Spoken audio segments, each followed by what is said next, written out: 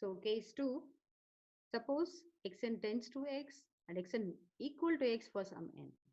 Let us see whether we get a contradiction here. And if so, for what?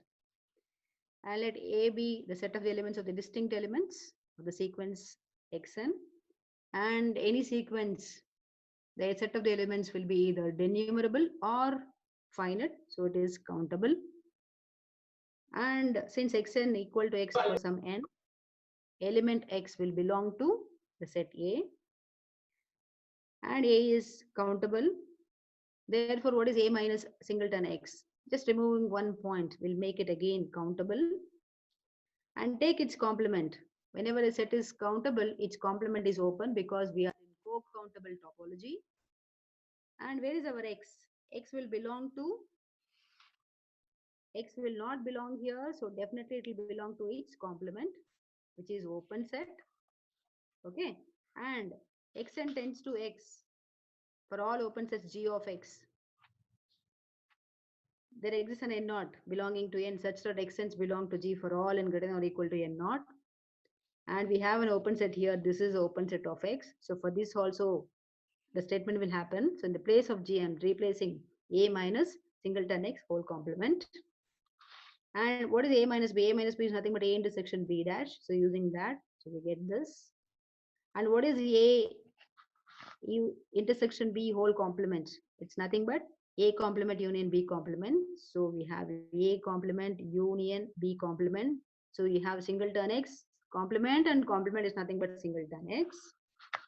Okay, and so xn's union no here. So xn's belong to a complement, or xn's belong to the singleton x for all n greater than or equal to n naught. If x belongs to this, I have two parts. Okay, this can happen or this can happen. So let us take the first option. Suppose xn's belong to a dash for all n greater than or equal to n naught. But actually all xn's are coming from A. I cannot have some elements belonging to A and also A complement. Therefore, it is a contradiction. Let us avoid this contradiction. Let us take the other choice, that is this. So if xn, so the other thing is xn's belong to singleton x. That means what? For all n greater than or equal to n naught. That means what?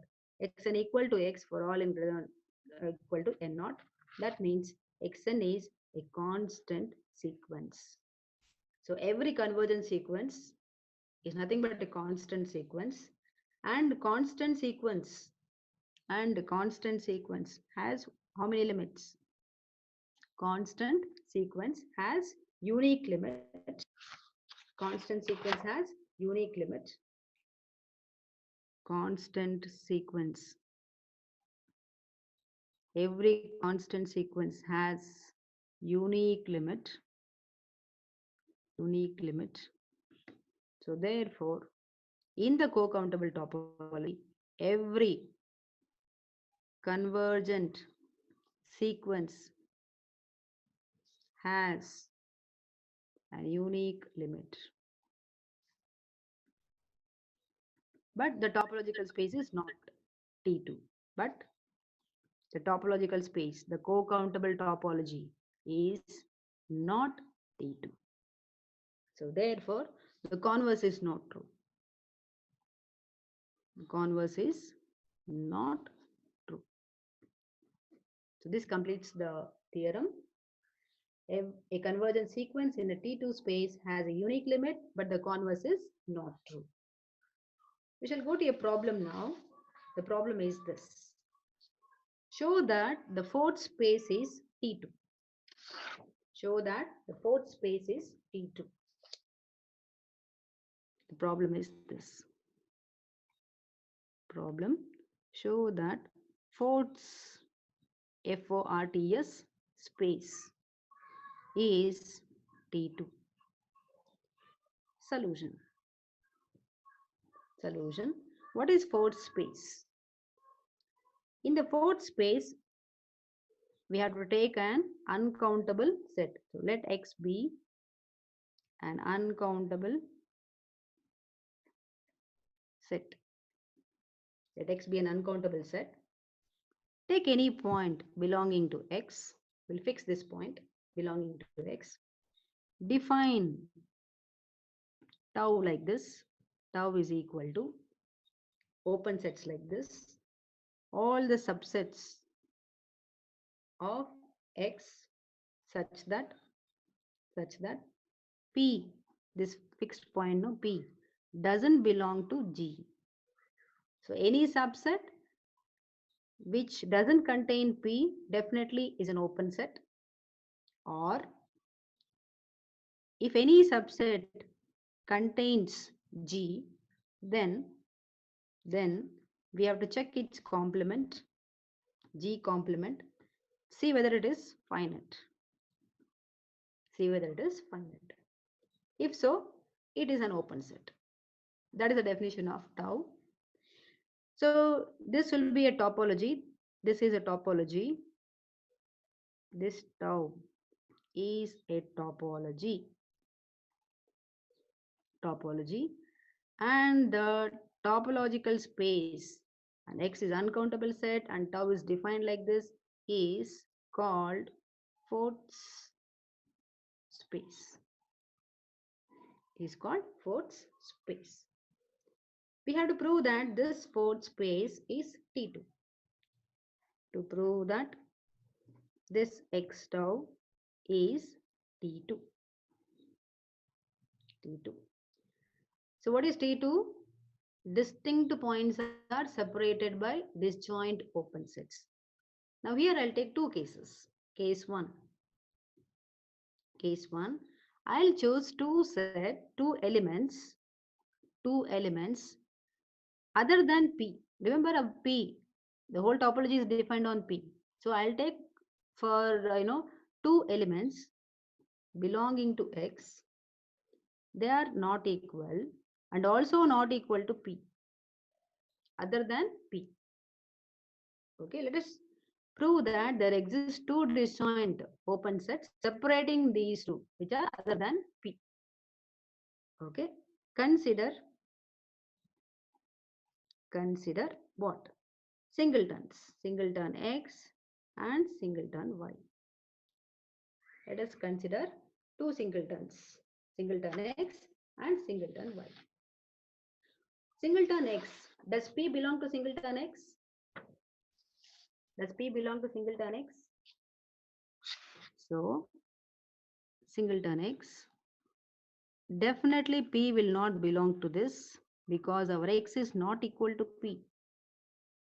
So, any subset which doesn't contain P is an open set.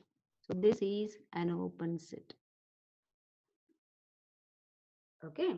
And similarly, P doesn't belong to singleton Y. For the same reason, Y is not equal to P. So therefore, singleton Y is an open set. We can call this as 1, this as 2, or these two as 1, whatever the numbers you want. And are they disjoint? I got two open sets. Are they disjoint? Singleton X, singleton Y is equal to null because X not equal to Y. So they are disjoint. Let us call this as 3. And do they contain the elements X and Y? And also clearly X belongs to and Y belongs to singleton Y. Let us call this as 4. See, I got two open sets. They are disjoint and they contain the elements X and Y. So I got two open sets separating X and Y. Right? This is case 1. Let us take case 2. So what is case 2? I'll take one of the points as X, P, and one more any other point other than P belonging to X such that P not equal to X. So for this pair, we have to prove that there exist two disjoint open sets. Okay. Consider singleton X. Singleton X, clearly P will not belong to this singleton X, correct? No, because P not equal to X. Fine. So what? Therefore, singleton X, whenever it doesn't contain P, definitely this subset is an open set. By the definition of our tau, we'll call this as 1. Okay. Then I want another open set which is of P, containing P. Okay, consider singleton X complement. Okay, now P, does it belong to this? Clearly, P will belong to this complement. Correct? No, because P is not equal to X. So definitely it will be in the singleton X complement. Correct? Yes. So P belongs to this. Whenever, see, I got a subset containing P. Whenever it contains P, then I should take its complement. And the complement of this, complement of, again complement. And that is nothing but singleton X. Is it finite? Is finite. Fine. So whenever the complement is finite, conclusion. So, okay, is an open set. Because its complement is a finite set. It contains P. Whenever it contains P, I have to check its complement. If the complement is finite, then this is an open set according to the definition of tau. Okay. So let us call this as 2. I got an open set of P. I got an open set of X. Okay. So I'll write that. So X belongs to this and P belongs to this open set dash. Okay, that we'll call it as 3. Are they disjoint? And singleton X intersection equal to null. They are disjoint because any set and its complement is definitely null. So I got 2 open sets. They are disjoint and separating P and X. So in both the cases it happens. We will write that. So by case 1 and case 2. Okay. For all xy belonging to x, x not equal to y, there exists 2 disjoint open sets u and v such that x belongs to u, y belongs to v, and u intersection v is null. So therefore, this x tau, the fourth space is T2 or Hausdorff